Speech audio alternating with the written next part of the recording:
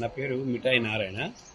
నేను రామమందిరం అధ్యక్షునిగా పనిచేస్తున్నాను. నేను ఉగాది నుంచి శ్రీరామ కళ్యాణం వరకు నవరాత్రులు ఇస్తాం.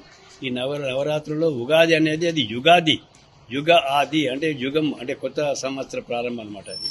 అది ఈ సంవత్సరం తప్పకుండా మేము ఏం చేస్తామంటే సంతోషం కొరకు లడ్డూలను తయారు చేసి ఎగరవేసుకుంటాం. అయితే ఇక్కడ ఇది కేవలం ఏంటి, అది ఎవరు కించపరచు లేదు, లేకుంటే ఎవరిని బాధ పెట్టలేదు.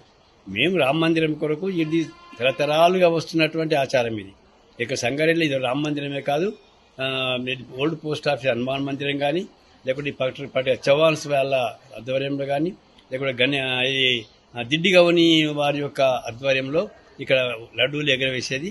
అయితే అది చాలా ఆచారంగా వస్తుంది. అది దీనికి మీ పూజ లేకుంటే ఇది దానికి ఒకటి ప్రత్యేకత ఏం లేదు. ఒక ఆచార ప్రకారంగా దాన్ని చేసుకుంటూ వస్తున్నాం. ఇది సోషల్ మీడియాలలో హిందువులను కించపరుస్తున్నట్లు, ఇది ప్రసాదాన్ని పడేస్తున్నట్లుగా వస్తున్నటువంటి వార్తలు చాలా తప్పది. ప్రసాదం కాదు అది. ప్రసాదం అనేది దేవుని దగ్గర పెట్టుకుని కాదు, లడ్డూలు చేపిస్తుంటాము, దాన్ని ఎగరవేసుకుంటాం. ఎవరిని కించపరచు లేదు.